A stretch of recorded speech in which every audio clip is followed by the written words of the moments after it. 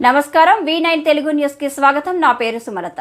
14వ ward Nallakunta park దగ్గర ఉన్న railway under bridge కి వెళ్లే రోడ్డు గత వారం నుండి ఆగకుండా పడే వర్షానికి పూర్తిగా బుర్జా మరియు గుంతలులా మారిపోయింది.